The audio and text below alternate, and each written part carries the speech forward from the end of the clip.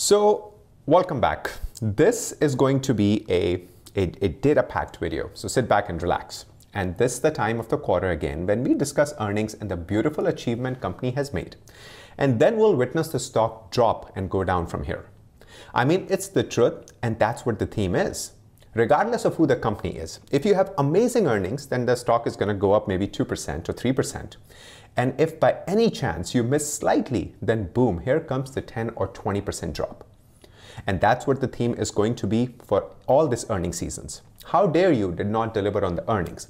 How dare you? You only had 80% growth in members year over year. We were expecting 100%. What are you doing there? And so on and so forth. So with this attitude in mind, let's take a look at some points and some expectations we can expect from the earnings in the coming week. I'll give you a breakdown on SOFI stock, and May 10th is when the earnings come out, and also what market conditions are telling us, where the stock can go from here. This will be, as I said, a very data-packed video, so sit back and relax and don't even bother giving this video a thumbs up. But if you do decide to give it a thumbs up, I would really appreciate it because that's going to help this video reach out to more SOFI investors. Okay, so let's get started. I'm going to share my screen and I'm going to show you a few data points right here. Yep. Okay, we can see all that. So I'm going to walk through some of the consensus data points here. So this is what consensus all Wall Street is expecting SOFI to deliver. And let's see if SOFI can come on par or deliver lower or higher. So first of all, adjusted net revenue. Wall Street is expecting 284.19 million. The low expectation is 272 million. The high expectation is 302 million. So I want to bring an important point here. So the theme or the way Wall Street is going right now, anytime if a company delivers less revenue, the stock is getting hammered. They don't even go as far as EBITDA. They don't even go as far as net profit. They don't even go far on any other earnings report. If they see a revenue miss, the stock takes a beating. So it's very important for, I would say, Wall Street, or sorry, for SOFI to come and deliver 284.91 plus. I'm not saying that you come exact. I mean, I think they're going to beat it. I think we are going to see about 285, 286. That's not going to be that big of a deal. Or I would say that's not going to be that big of a deal if they do.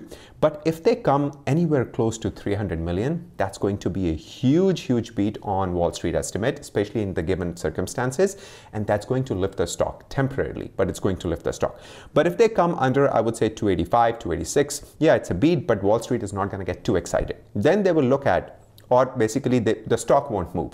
But if they come lower this, if they come 283, the stock is going to get punished. So see the difference here, right? I mean, if you deliver a good earning, 285, 286 is good given the circumstances, Wall Street is not going to reward you. But if you come out and miss just by, I would say, 283, which is just nothing, then Wall Street is going to punish you. So then after that, we are going to look at adjusted EBITDA, 4.96. The range is huge right here, but EPS is important right here. So EPS is 0.14 and Wall Street is expecting a low of 0.16 and a high of 0.11. So if they kind of beat on revenue, the Wall Street is going to look at EPS, and if they come close to about, say, 0.111, that's going to be massive. But I think they're going to deliver 0.15 or 0.14 around there, and that's where the Wall Street is going to punish them. Then net interest income, 85.90. We have a range right in between, so we are right in the median. And then after that, total members, 3.8 million. This is another driver for the growth for SOFI. The report that I'm reading, it says, and I'm going to share it with you, that there was a huge intake or uptake in the users going into the SOFI app. That could be because of the Super Bowl or for many other reasons. But we are going to see some great number over here, I would say, are total members. 3.8 million is going to be a good boost for SOFI. And I think if they come even close to 4 million, then we are talking, because that's when SOFI is going to think, wow, they have an amazing growth in terms of members, and company is going to be fine in 2022. 2020 or Q2 of 2022 is going to be a little bit tricky, and I'm going to explain that in 1 second. Okay, so then after that, this report came out on April 6th. This is an old report about the price target change, but it kind of mentioned an important point about the student loan issue that we have going on. Okay, so it says SOFI's guide down due to President Biden's student loan moratorium extension isn't surprising. Now, SOFI came out and said that they are not going to be delivering the same revenue as they expected in 2022 because of the student loan. But this report basically talks about that many investors believe The guide down includes additional weak spots. However, our analysis shows that drag on the P&L is only due to extending the moratorium. We see no incremental weakness.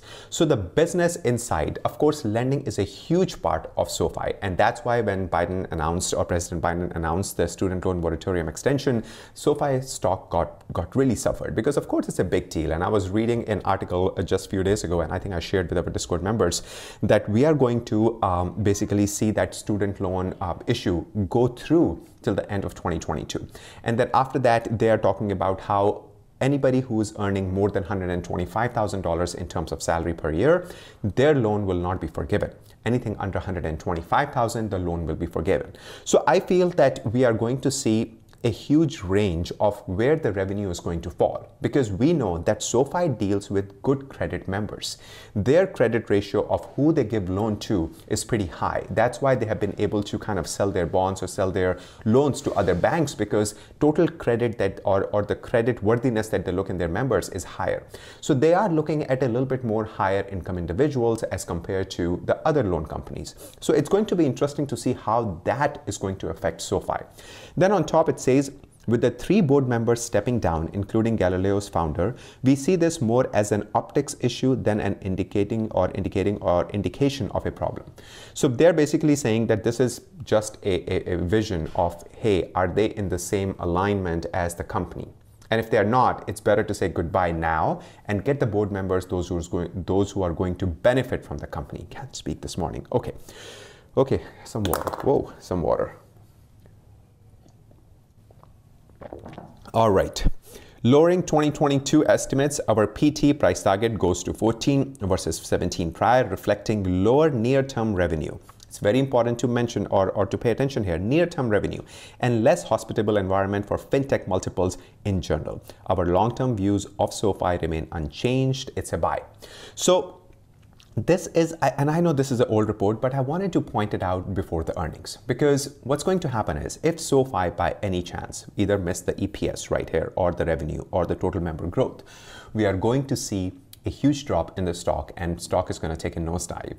That's what's happening. That's what the theme is on the market. And that's why I wanted to bring it out, that if that happens, we need to pay attention to this report right here, because it talks about the short-term shortcomings of SoFi as a company, not the long term. Long term, they are saying nothing has changed for the company, and basically they are still doing, or they're still in strong business as they were before. Okay, now let's take a look at Q4 right here that we had, Q4 2021 members, 3.46 million members SoFi had. And if they were to come and deliver this right here, 3.80 million members to 3.98. That's a very robust growth if you really look at it. In one quarter, they are adding almost 500,000 people or 500,000 members. That's a strong growth because look, their members are not just one product member. They are cross-selling. They are, or their product are cross-selling. So if a member joins SoFi, they're not only just doing one part of the thing, they are actually being a part of the whole ecosystem or one app. They could be a loan customer, they could be a direct deposit customer, they could be a stock customer. So the TAM is huge when it comes to the members. So if you look at really 500,000 members, if you multiply them among the products, there could be a lot more members, really, if you look at it. If SoFi was just doing one thing, and there is another company who was doing the other thing.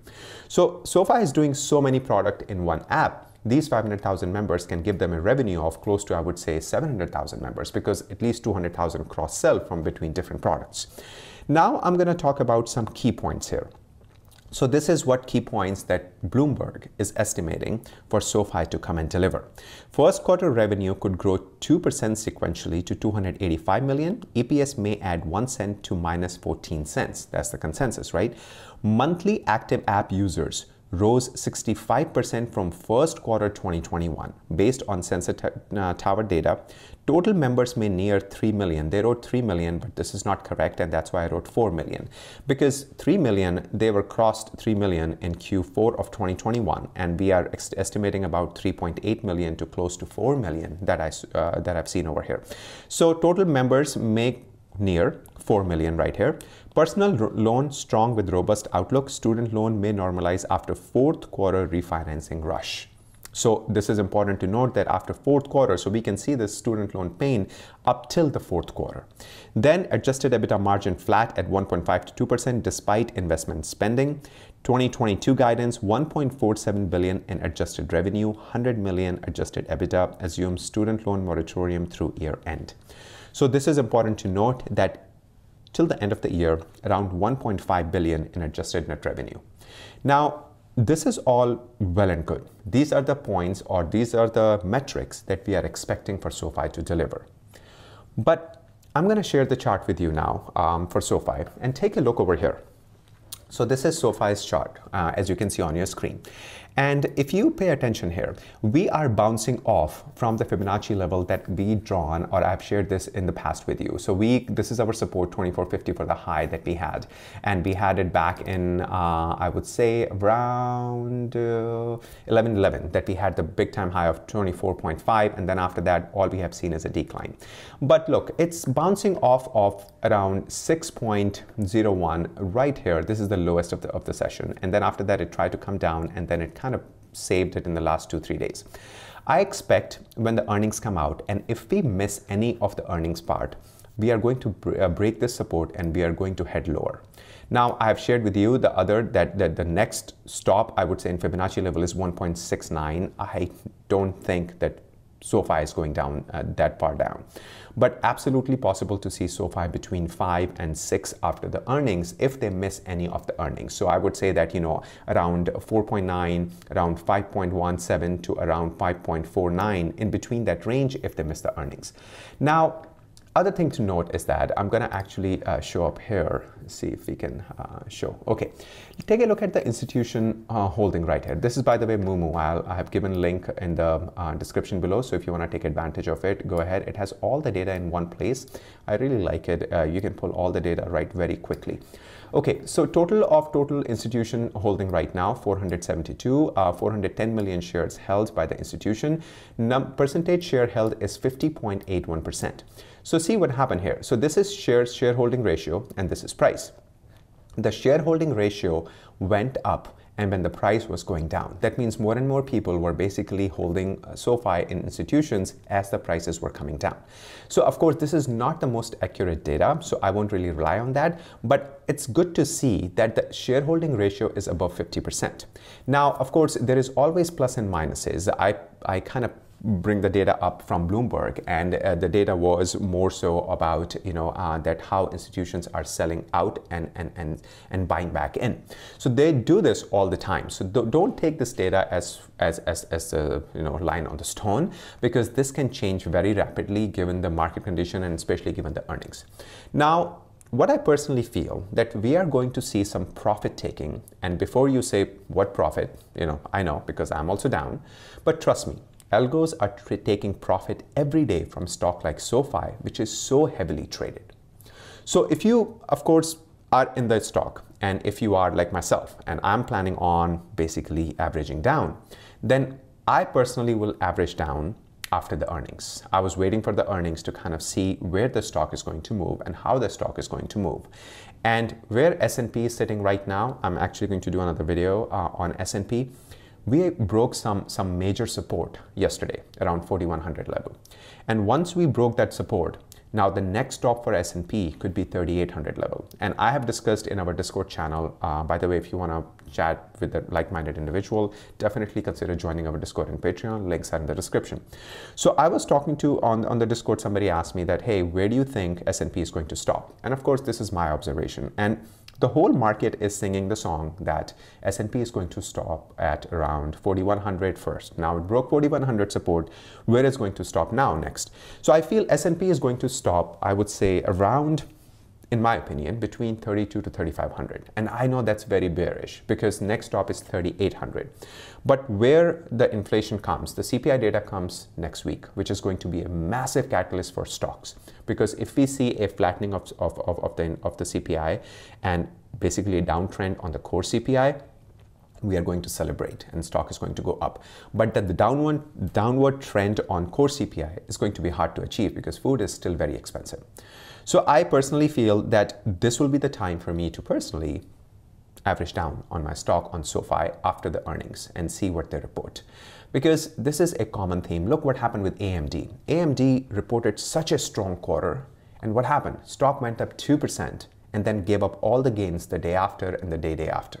So in 2 days, it went down after a massive earning. And in this circumstance, if a company can deliver massive earnings, kudos to that company because they're doing something really well. So I feel that SOFI and banking, I've shared it with my Discord members as well, for the next, I would say 5 to 6 quarters, banking is going to suffer. And SOFI being the fintech and a young bank is definitely is one of the herd, or one of the members of the herd. So I feel that we are going to see some downward pressure after the earning. Doesn't matter what kind of earnings they release unless they come out and they basically blew the earnings past the members. 4+ million members, the revenue went up 300 million. I mean, all the really, really aggressive thing. Then we can see the stock touch new higher highs, recent higher highs, not all time, of course. But if they miss even one, there will be a lot of profit taking from algos, not from you and me, because what profit, right? I mean, we are not doing anything here. So again, my opinion only, take it for what it's worth. I wanted to share this data with you all, and I hope you enjoyed the video. And if you did, then consider subscribing to the channel and give this video a thumbs up so we can reach out to more SOFI lovers. And also, of course, for one-on-one conversation, consider joining our Discord and Patreon, links in the description below. And if you like the charting and all the details that I showed you, then consider signing up for Moomoo for some free stocks. Again, the description or the link are in the description below. As always, a pleasure to share this. Until next time, you all have a sparkling day.